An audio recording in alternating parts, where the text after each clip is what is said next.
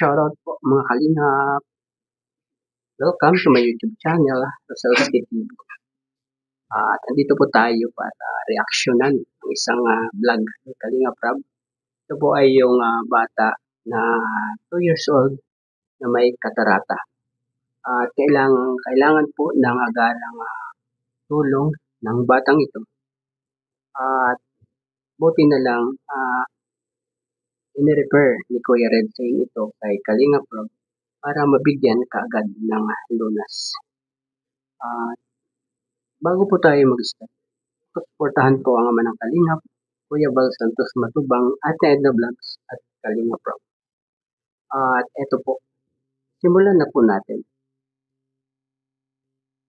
Napadala mo na ng pwesto. Ayan po yung bata, mga Kalingap. Ayan o. Yung bata, mga Kalingap. May katarata. May katarata yan po. Kapag binagapan. Ayun, kita niyo. Kita niyo po. Bata.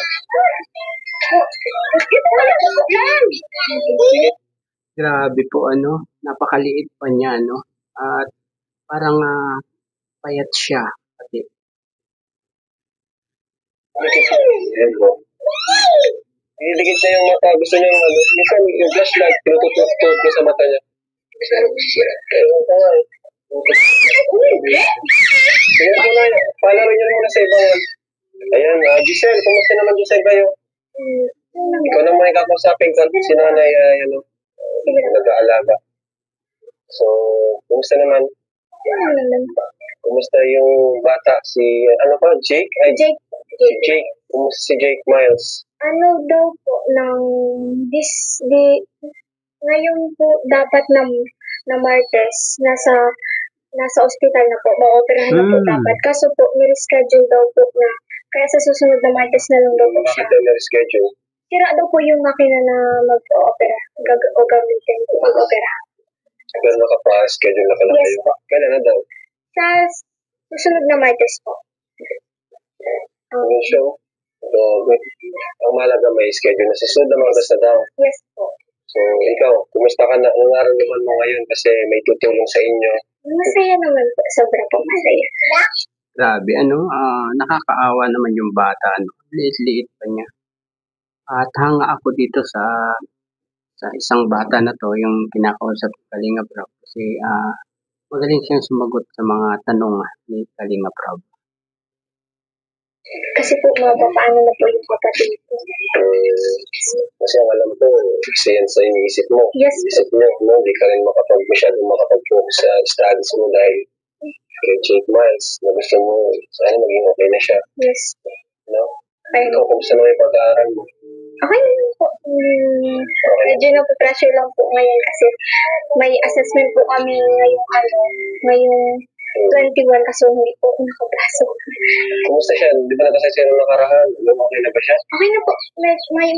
Wala naman na po. Bakit palagi siyang nagsa-cellphone? Gusto mo siya talagang cellphone? Yes, gusto niya po yung tugtog kapag music. Yes po, music po. Bulag na talaga kasi mas gusto niya yung tunog ng music. Baka singer to Yung cellphone, ano nangyayari? Minsan po, nagwawala po siya. Nag-ano siya? Parang, siya sa cellphone? Dapat talaga siya naka-cellphone? Hindi man po. Kasi huwag niya sanayin. Hindi naman po naman sinasanay. Kaso lang po, kapag nakarinig na po talaga siya, talagang mapipilit po siya na. Nakakita ba siya? So, tinututok niya lang po. Pero kung titinan yung mata niya, parang okay lang po. Parang okay. Pero, nasa, po kasi gitna po. Nasa pinaka-eyelid yung mata, yung katarata niya. Sa pinakang bilog, sa gitna. Ang bihira, Diretso na po natin.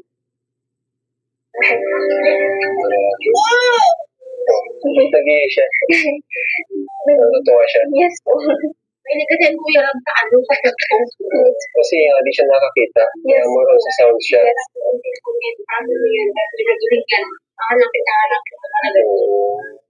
So, Nay, dito ka na muna sa may pinto. May sasabihin lang po ako sa inyo, Nay.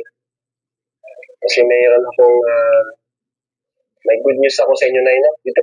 At salamat na lang sa mga tutulong ay diyan sa batang yan ano sa pagpapakopera para naman masagip ang kinabukasan ng batang yan. Kakaiyak naman to. Ito, Nay, kita ka, Nay. Para makita yung magkagandahan niyo po. Ito, Nay, isa po pa. Labas na po. Hindi kayo kita, oh. Ayan. Yan. Yun, better. So, Nay, Giselle, and the family, no? Meron po akong magandang balita po sa inyo, Nay. Natiyak ay magugustuhan nyo. Kasi na-upload yung vlog natin, na-upload yung video, maraming nahawa, maraming naantig. Lalo na kay Jake, no? Jake pa lang pangalan. Kasi Nay, ang balita ko po ay yan, may mga tumulong po Thank you po. sa inyo. Ano, Nay? Giselle? Thank you po sa mga tumulong. Ito po yung mga tumulong, no? Umabot po siya ng 63,000 pesos. Oh my God. Diba? Thank you so much. Thank you so much po. So, malaki, no? Malaki, maliit. Sobrang Ano, Giselle? Masaya ka? So, pasalamatan natin sila. Shoutout natin, no? Organic Kalinga from Israel, nabigay sila ng 3,000 pesos. Kay Tita Pia Kane, no? Nagbigay siya ng 10,000 pesos. At sa Team Job Carting Team. Grabe, guys. Sa pangunguna ni Yang Mi, sa kanila lahat yung 50,000 pesos. Thank you sa Jomcar 18 ano. Kay Miss Yang napakabuti ng puso mo para tulungan ang batang ito. Salamat po, Jomcar 18 na. Thank you. Thank you guys. Grabe, malaking tulong po talaga. Diba? So yung bag natin, bibigyan natin.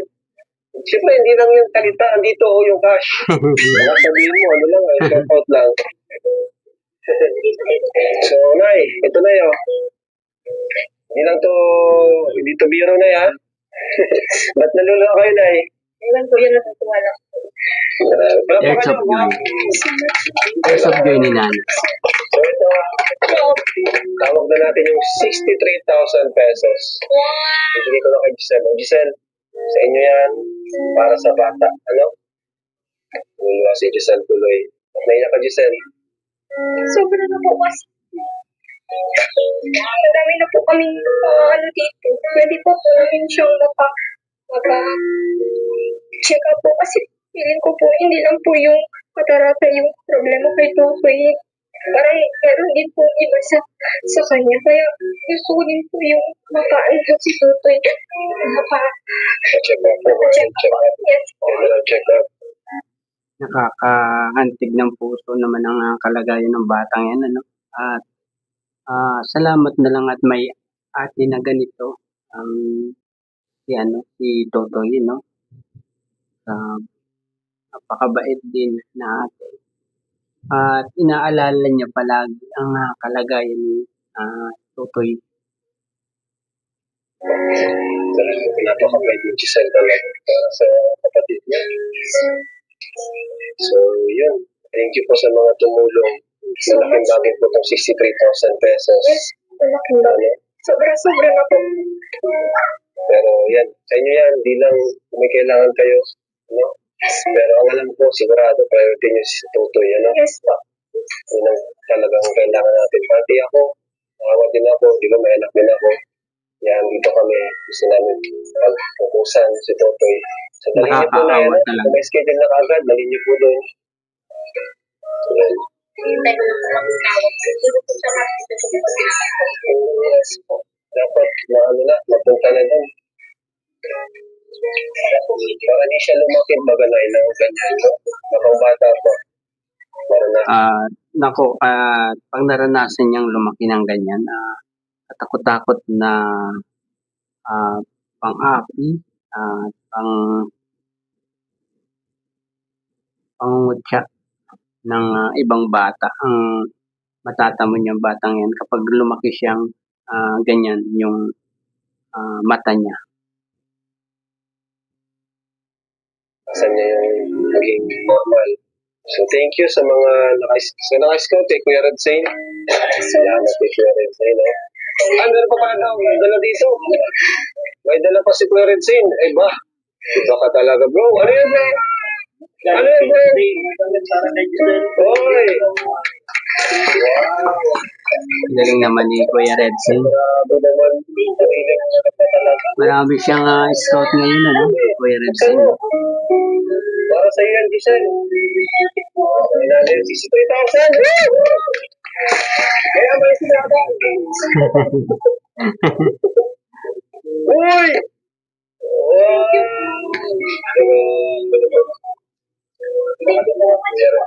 Under Armour. Ay, galing na siya. Kaya pala hinuli niyo yung hinuli niyo yung pangalang sponsor. Ito, Giselle. Yung mga damit na. Salamat po.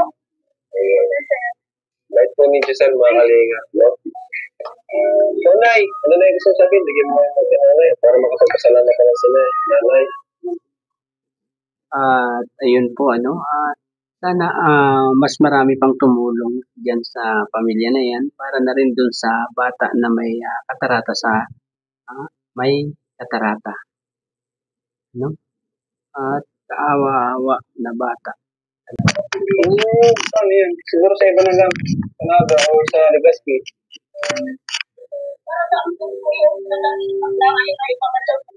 May sakit. Kailan na daw po Miss? Hindi pala na check up nung di ba sabi Tuesday. At hindi pala na ipa-check up yun. At na-postpone po at i-schedule na lang ulit.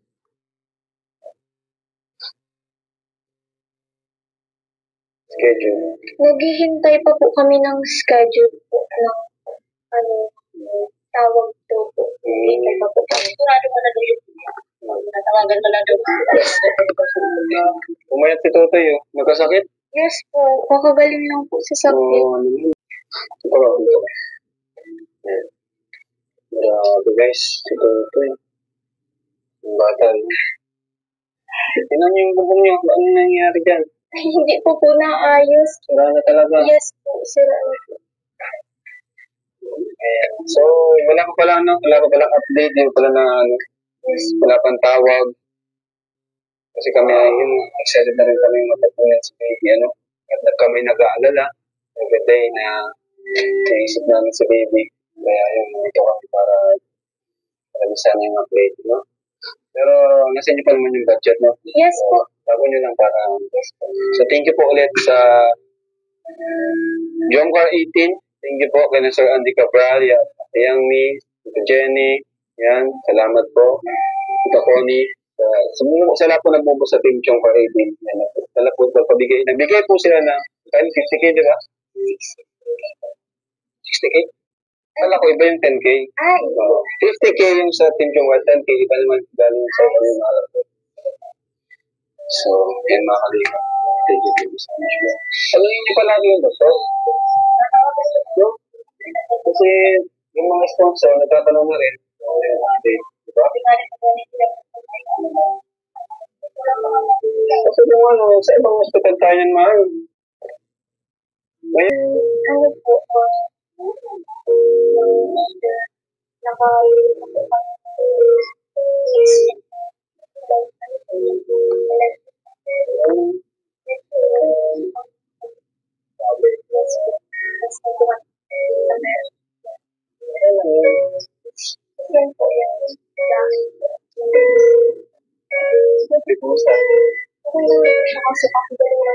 Sakit talaga.